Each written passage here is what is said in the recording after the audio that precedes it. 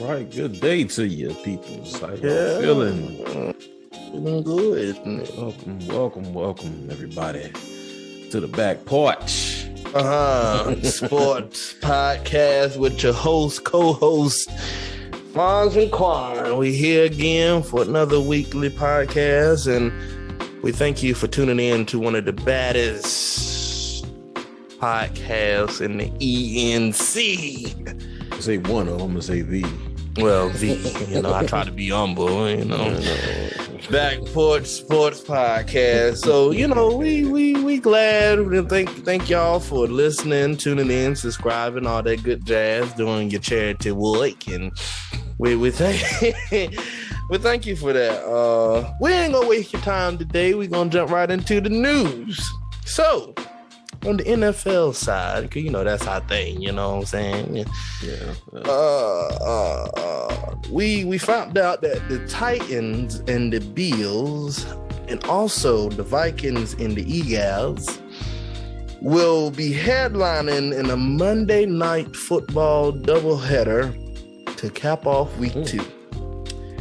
On September 19th, Week 2 of the 2022 NFL season, the Tennessee Titans, the Buffalo Bills will square off at 7:15 on ESPN, and later the Minnesota Vikings will take on the Eagles at 8:30 on ABC. So a little background on the Tennessee and the Bills with Derrick Henry. On the Monday Night Football Classic in Week 6, he rushed for 143 yards, scored 3 times.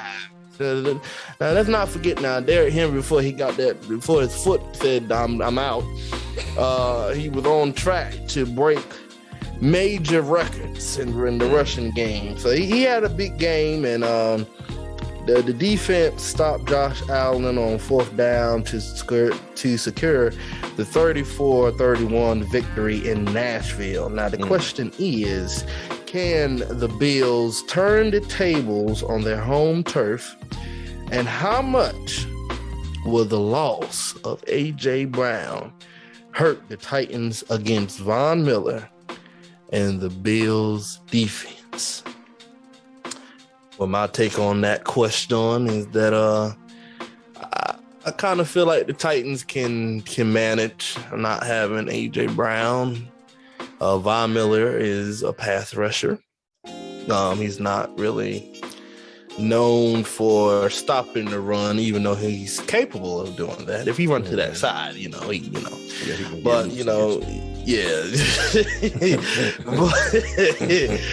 But, I feel like they can manage not having A.J. Brown on that squad and possibly making this a close game like it was last year in Week 6. Fonz, what's your take? I am on the side of the Bills, to be exact. While Von Miller is not a pass rusher, I do believe in their run defense. And again, the last game was mad close. So I think the Bills will right the wrongs and edge Tennessee out just a tad. As far as A.J. Brown, though, I'm kind of glad you brought him up. As far as A.J. Brown, I think Tennessee drafted his quote-unquote replacement. That's why it was so easy for them to just trade him to the Eagles. Right. But, I think the Buffalo Bills will edge Tennessee out. I think, that's a game to see, honestly.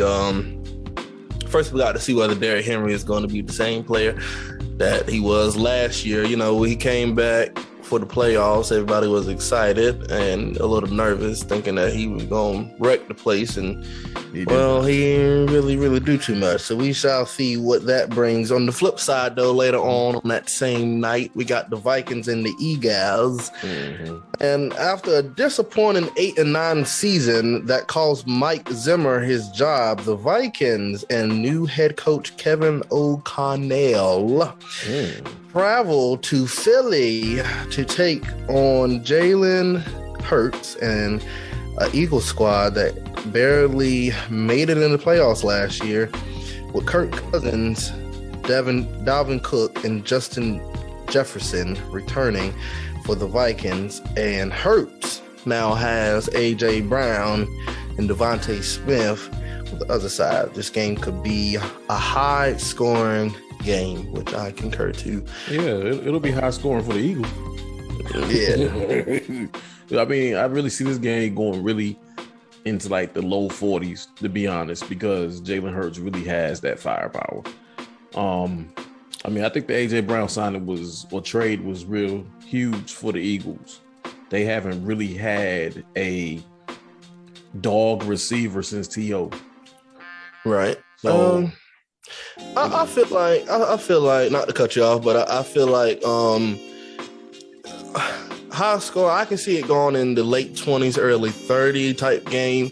For the simple fact, the Vikings do have Dalvin Cook, and we both know what Dalvin Cook means to the Vikings. Yeah. How many carries that he can possibly get within that game that can kind of keep that time ticking a little bit. Yeah. To slow down the Eagles pass rush that they should have. I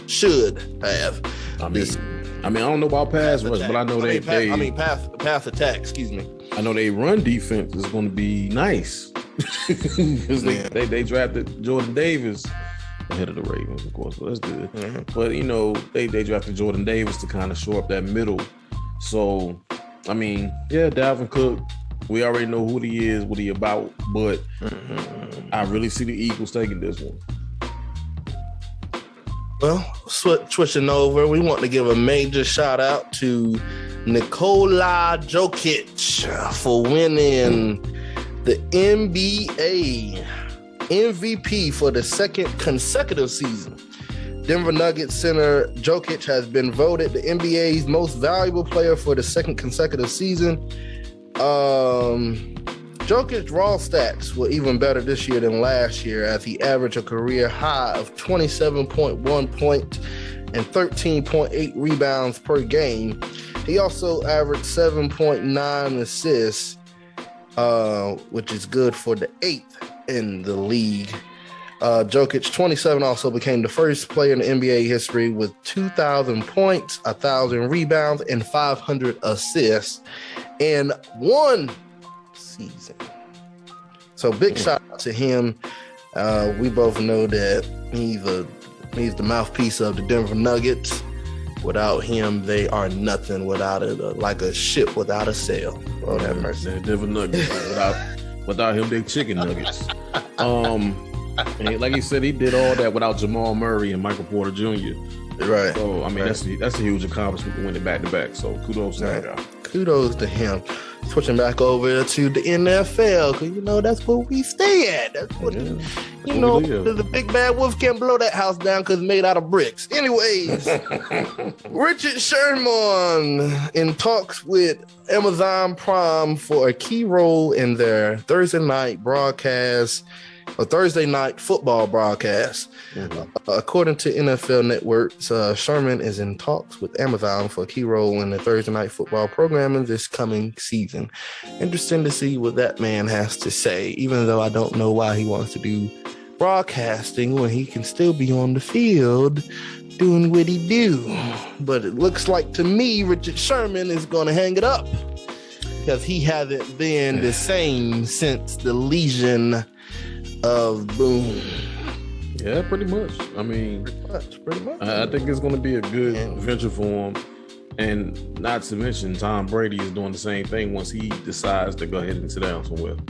Right. So, I mean, I really think Richard Sherman's going to bring another element to Thursday night football.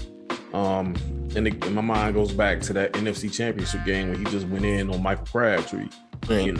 So I really think he is either broadcasting on the NFL or being a professional wrestler. Take the pick. Well, it's gonna be interesting to see. Richard Sherman, that type of player that speaks his mind, and hopefully he don't forget that he on national television. Yeah, I hope he don't.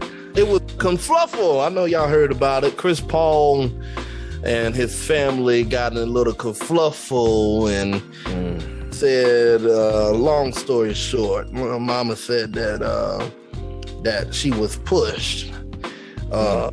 and the kids were there to witness it. Not the babies. Yeah, the baby boy and the mama boy was pushed and they almost hit the ground, but they got up right in time to fly away. Lord, the hen boys and the chickie boys. Not the babies. So y'all better be careful messing around with Chris Paul and them, you know. I mean, reports Chris Paul won his ones with that particular individual. Yeah, you can hit him, but you know, you start pushing on mama and stuff, and the kids they're watching. You know, it's about time for war. And the sad part, it was on Mother's Day. Yeah, but it's tough. It is tough. That is tough. Well, you wouldn't have pushed Betty. I'm just saying, you would not have pushed Betty. You probably would have caught the 9/11. It'd been a 187 on your hind parts. I'm just saying. So these entitled fans started to make me sick now, but I ain't gonna do that. This is the reason why we are here today. Yeah. Me and Fonz, for the next few minutes, are going to talk about the top 5 NFL draft bust of all time in our own rightful opinions. Yeah. Sure. So, Fonz, I'm going to let you go ahead and start that off, and I will follow behind you. All right. So before I get into my list, I did post a message on the Back Porch Sports Podcast After Party Facebook group. Mm-hmm. And I gave everybody a chance to answer that question. And one of our longtime supporters, one of the OGs since we started out, my boy James Collins, man. Yeah. I'm before I go into my list, I'm gonna reveal his list. Yeah. At number 4, he got Jadeveon Clowney. I can't call Jadeveon Clowney a bust because he has made the Pro Bowl. Now, even though he played on the opposite of J.J. Watt and Myles Garrett, he still has good numbers. He's a 3-time Pro Bowler. I mean, you don't get in the Pro Bowl for nothing. Yeah. You know, it's a qualified popularity contest. Right. At number 3, he got Kevin White. Kevin White was a receiver that had a lot of hype behind him. Mm-hmm. And he did not amount to what they call a hill of beans. Right. Number 2 is my favorite. I think it's everybody's favorite. Johnny Manziel. Yes, when he got up there. Yeah. He said Johnny Manziel was talked up so much coming out and didn't even last in the NFL. I only think he lasts past his rookie deals. And bro, I really do believe that as well. Johnny Manziel, he was really hyped up, especially by one Skipper Bayless, and he didn't live up to the hype. He couldn't leave them rocks alone and that liquor and stuff alone. He couldn't leave alone. And the number 1 bust that James put up there, he said Jamarcus Russell, and I would like to give James Collins a standing ovation.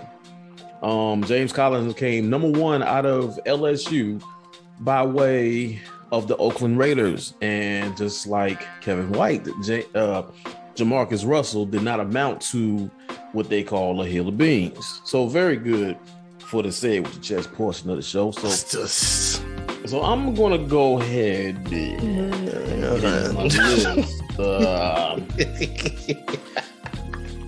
Now, musicians, as you play softly, put me in B flat. Put me in B flat.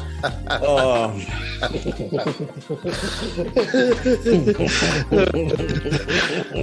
man! All right, so I'm gonna start my number 5 bust, and that is one Trent Richardson, running back from Alabama. You ain't nothing but a buster. I'm trying to tell you, he was number 30 overall by the Browns in 2012. Okay, so Trent Richardson had a lot coming out when, before he got drafted. Of course, he was in a legendary backfield with Mark Ingram during his time in Alabama. And then when he took the reins over after Mark Ingram got drafted, of course, he did okay. He gets to the NFL, it's not so much. For his career, 614 rush attempts, 2,032 yards, 3.3 yards per attempt for a career. Not for a game, not for a season, for a NFL career. And 17 tubs. Now, the only excuse I'm going to give Trent Richardson was that it was the Browns. And the Browns of the early 2000s were... let's just say they a were graveyard team. I mean, they went to the Super Bowl every morning in my house. Yeah. So, you know, the next one, number 4, this is a classic pick, is quarterback Akili Smith. He was drafted number 3 overall by the Bengals in the year of our Lord, 1999. You cut nothing out of it. See, when you talk about the goodness of the NFL draft busts and all they didn't do, my soul cries, why? Draft them. You could have drafted me too. But that's a rhyme right there. Y'all can't have that one. So Akili Smith, his career record is 3-10. Big womp. His completion percentage for his career is 46.6. I'm gonna give him 47, you know, because couldn't throw it on a tennis ball. You know what I'm telling you, he couldn't bust a grape. And complete his yards. This was funny. He only has 2,212 yards in a career. And I had to go to more than number one source. By the way, all my sources, the sources and stuff, they came from Pro Football Reference. So I had to cross-reference Akili Smith. I said, I believe he did. But he did not. And his touchdown, I feel the help coming on. His touchdown to interception ratio was 5-13. Number 3. This the number one. 3. The choir singing softly. Sing Jesus Never Fails. Number 3.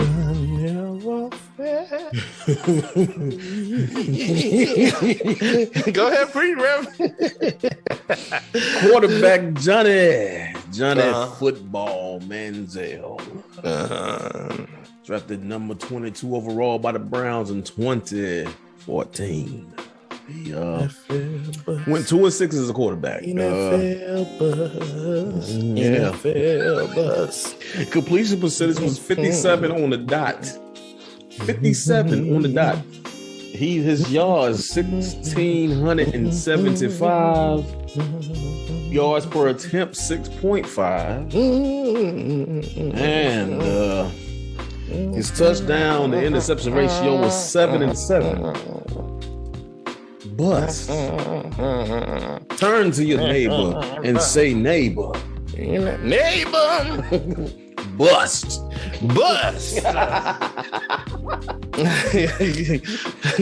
Number 2. See, I had to see the rest of my list is quarterback, so it is what it is. Number 2 is Jamarcus Russell, and he was number 1 overall, like I told y'all. His career stats 7-18. That's his record. I think he played 2 years. Played 18 games and won 7. That's not even half. That's a little bit over half. Anyway, 52.1 career completion percentage. Bus. 4,083 yards. 6 yards per attempt. Yards per attempt.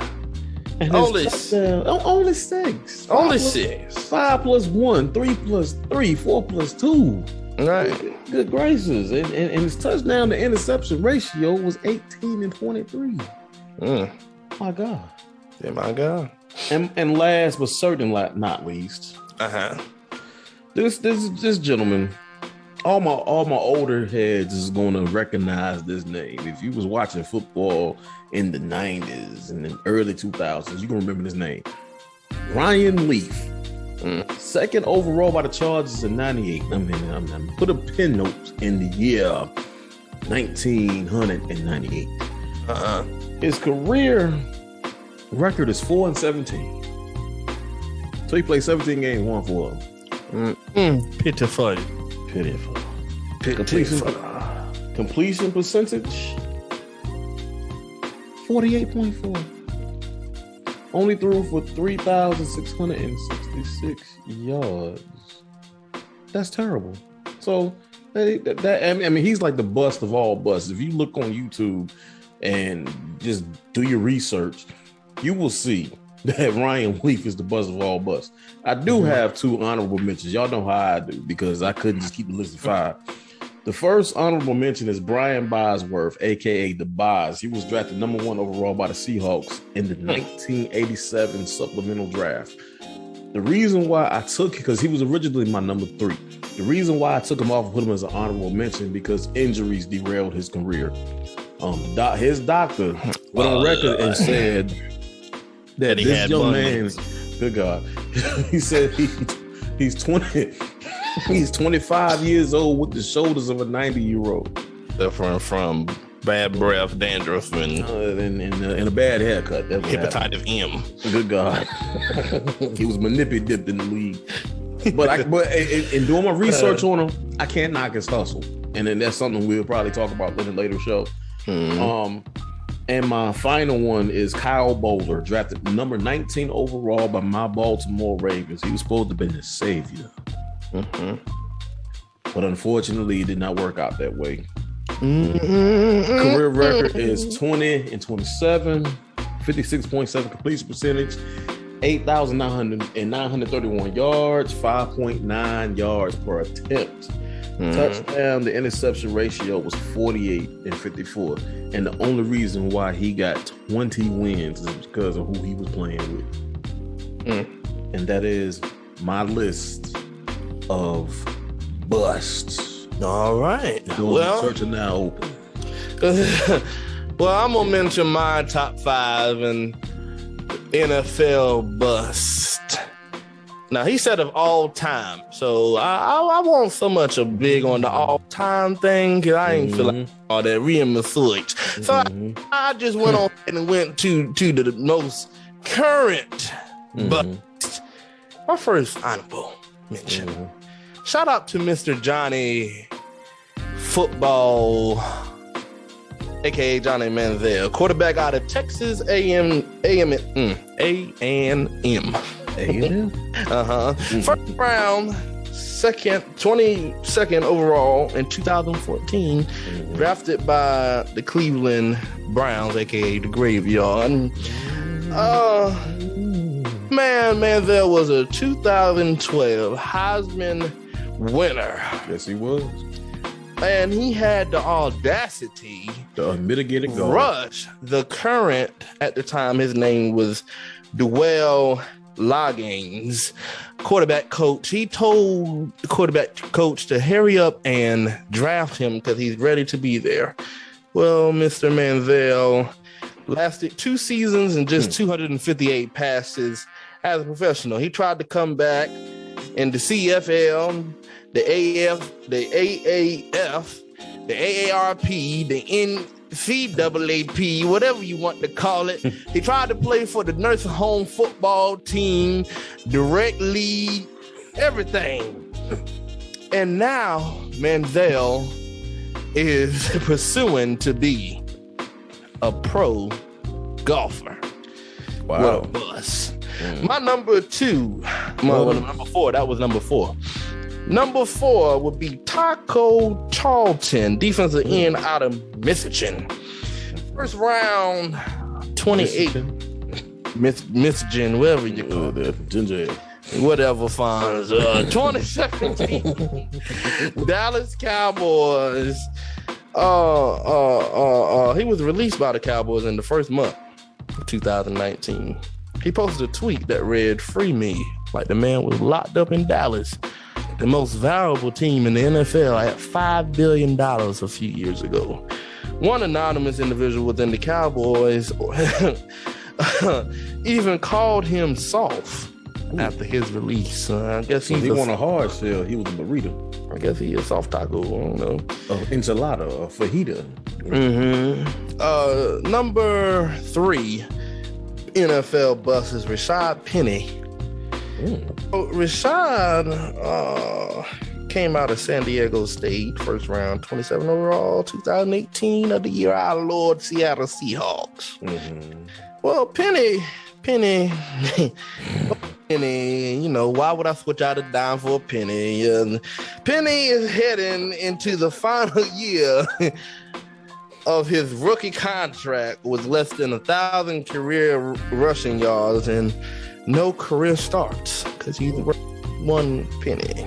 Penny only appeared in 27 games, including just 3 last year after spending the first 14 weeks on the physical unable to perform list. He on the pup list. He was on the pup list. Good God. I guess he can't perform. He on the pup list, got puppy breath, and he worth a penny. Got dog. My number 2. I mean, you said it with the chest. Number 2. That what it say. That what it told me.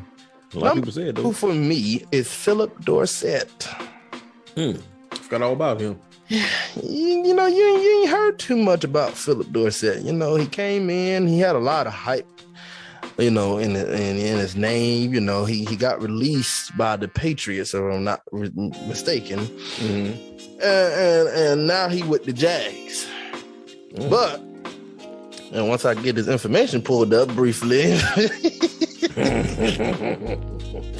he was a first round pick. Not a voice. Yeah, first round pick. And he was a bust. He's a buster. You know, 2015 NFL draft out of the University of Miami. Drafted by the Colts. And this man has yet. His best year was 2021 in Houston. He had 6 receptions, 107 yards, no touchdowns, averaging 17.8 yards out of the 6 receptions that he got. Buster. And last but not least, my number 1 buster.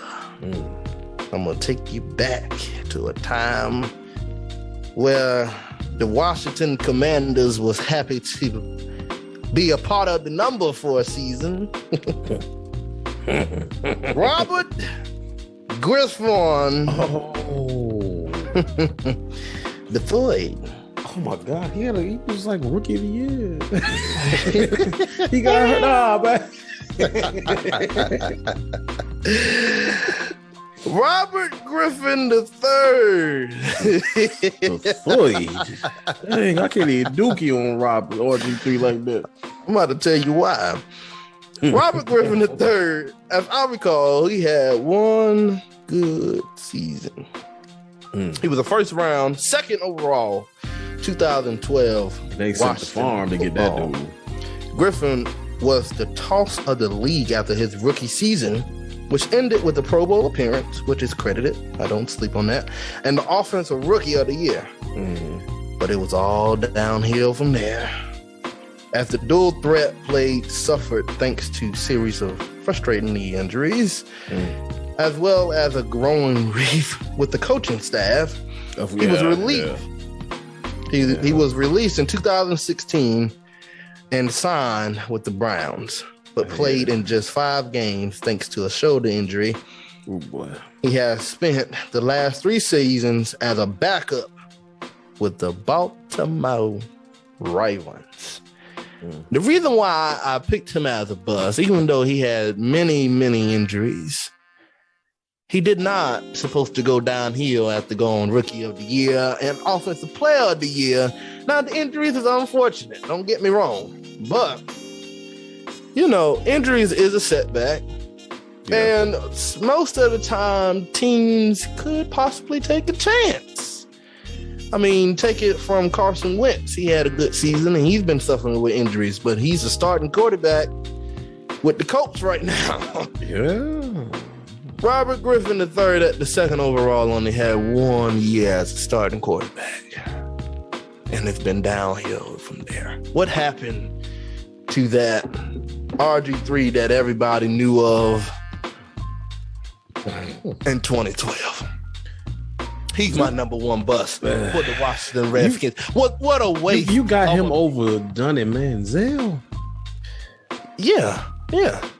Because guess what? Johnny Manziel was just a 2012 Heisman Award in college. RG3 actually was an NFL Offensive Player of the Year and also Rookie of the Year. So I take the two and I kind of grade them differently because Johnny Manziel didn't have a successful year, right? So when you score higher and then you just fall, that makes you look bad.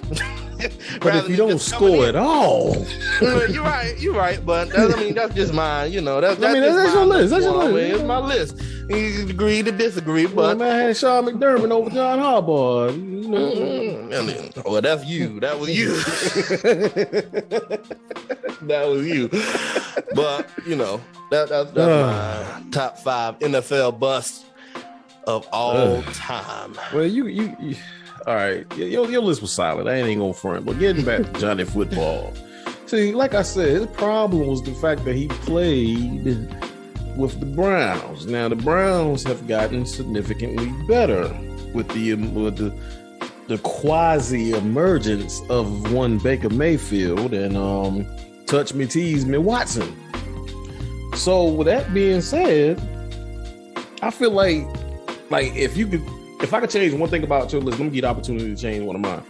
But if I could, I would put Johnny Manziel up ahead, like number one, the number one bust. Like if I was to grade your list, I'm like, nah, Johnny Football got to go at number 1, and then RG3 at number 5.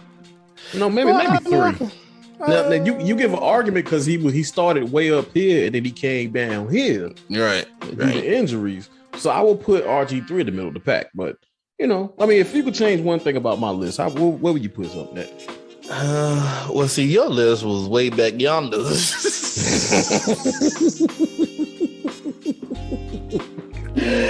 So I don't even know where to start with your list because you named some players that I got to do research on. But I believe who was your number 3? Number 3 was Johnny Manziel. Okay. Who was your number 5? Number 5 was Trent Richardson. See, I will put Trent at number 1. I can't do that because you got to. All right. Because Trent Leaf, though. Yeah, you're right. But Trent, though, he came in on the high spectrum, too. Yeah. And the Browns thought they had something. They ain't have nothing. So I would say Trent would possibly either number 2, at least number 2. Because who was your number 2? Number 2, let me scroll down here. Number 2 was Jamarcus Russell. See, I will put Jamarcus Russell number 3 and put Trent number 2. Because the Leaf guy, that's pretty good. That's done. That's done. He's number 1 forever. He's supposed to have did better. But that's about the only thing I could change about your list is the number 2 and number 3. Yeah. I can see that though. I can see that due to the hype that came around Johnny Manziel. I can see him at number 2 on my list though. Right.